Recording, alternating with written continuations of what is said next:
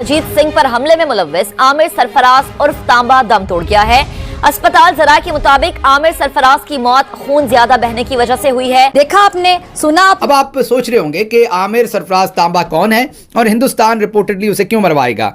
आमिर सरफराज तांबा असल में मुबैना तौर पर मुलव्वस था सरबजीत सिंह के कत्ल में। हम कहते हैं कि कर्मों का फल यहीं पर ही मिलता है, ये उसके कर्मों का ही फल है। जिसको कि सेशन अदालत ने बरी कर दिया था, आमिर सरफराज उर्फ तांबा को कत्ल कर दिया गया है उसके घर में घुसकर। इस कौम को मौत से डर नहीं लगता, ये कौम मौत से नहीं डरती। इंसाफ नहीं हुआ है।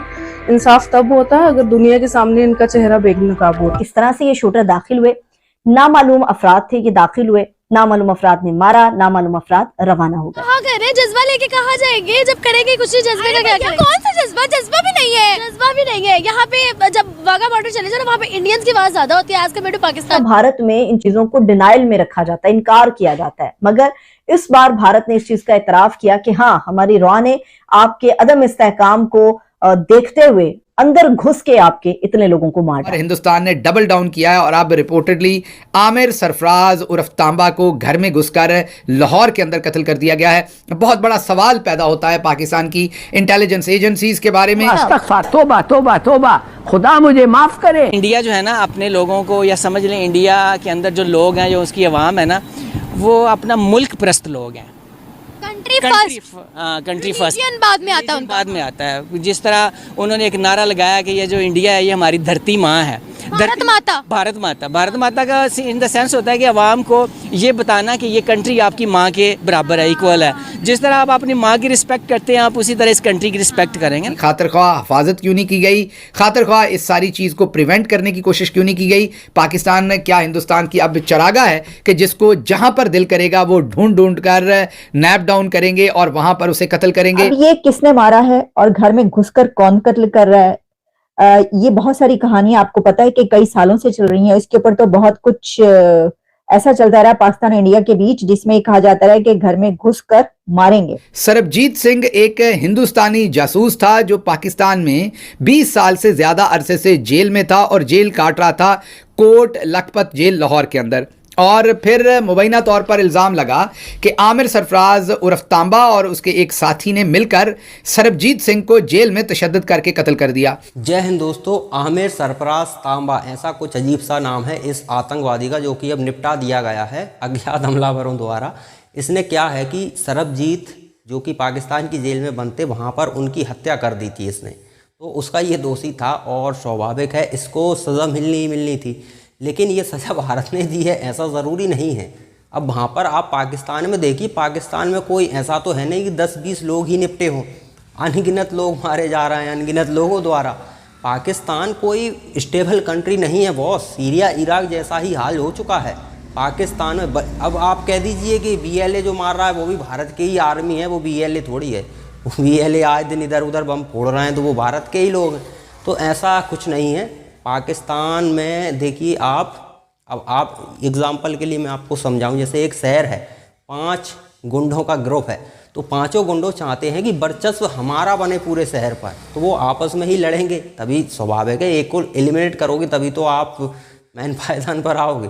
यही पाकिस्तान में हो रहा है। लेकिन ये हाईलाइट क्यों हो जाते हैं कि भैया इसे तो जो भारत का दुश्मन है, देखिए 100 लोग मरे हैं, उनमें से 20 ऐसे हैं जो भारत में कुछ ना कुछ गतिविधि कर चुके हैं, तो वो हाईलाइट होते हैं। वो 80 लोगों का तो पता ही नहीं चलता कि कहाँ गए। तो यही पाकिस्तान में हो रहा है। पाकिस्तान में आए दिन कोई ना कोई निपटाया जा रहा है। ये कोई पहली बार थोड़ी, आप वहाँ के न्यूज़ देख लीजिए क्या क्या हो रहा है पाकिस्तान में। लेकिन हाईलाइट वही होते हैं जो उन्होंने भारत के लिए कुछ किया हो। अब भारत के लिए कुछ किया है वो निपट जाते हैं, तो दोष किस पे मर देते हैं? भारत पर, कि भारत ने किया है। हालांकि देखो, भारत कर भी सकता है, नहीं भी कर सकता, ये बात की बात है, क्योंकि आपके दुश्मन कहीं भी हो उन्हें निपटाना ज़रूरी होता है। लेकिन एविडेंस भी तो होते हैं। पाकिस्तान के पास किसी भी तरह के कोई एविडेंस हैं, एविडेंस रखो कि भाई ये व्यक्ति पकड़ा गया है और ये बात कर रहा था वहाँ पर, कुछ पैसे भी आए भारत से, कुछ ऐसा, इस तरह के एविडेंस होते हैं। कहाँ घूम फिर कर आए, कुछ भी तो हुआ होगा ना।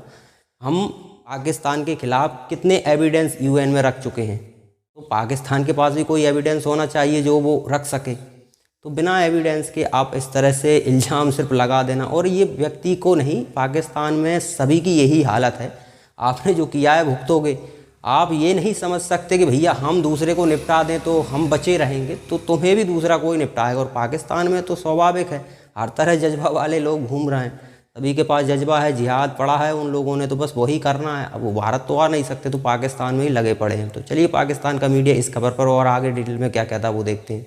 इस्लामपुरा, जो लोग लाहौर के महल्ले वक्तों से वाकिफ हैं उनको अंदाजा होगा कि इस्लामपुरा अंदरून लाहौर का एक इलाका है और इस्लामपुरा की बिल्कुल छोटी छोटी गलियां, घरों के साथ जुड़े हुए घर हैं।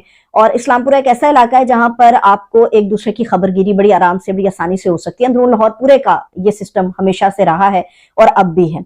आमिर तांबा कुछ अर्सा पहले कोट लखपत जेल से आजाद होकर आया था। आमिर तांबा और उसका एक साथी था मुदस्सिर, जिनके ऊपर ये इल्जाम था कि उन्होंने भारतीय जासूस सरबजीत सिंह को जो है वो जख्मी किया था, जेल में उसके ऊपर हमला किया था और सरबजीत सिंह जो है इस हमले की जद में आने के बाद मारा गया था। ये भारतीय जासूस था और कोट लखपत जेल से कुछ अरसा पहले ये आमिर तांबा रिहा होकर वापस अपने घर आया था।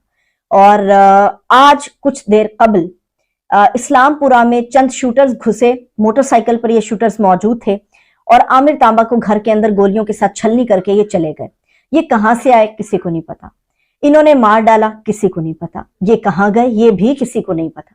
हालांकि मैंने अपने एजेंडे के आगाज पे आपको बताया है कि इस्लामपुरा या अंदरून लाहौर एक ऐसा हिस्सा है लाहौर का जहां पर आप एक दूसरे के बारे में आप लोगों को बड़ी अच्छे से इल्म होता है।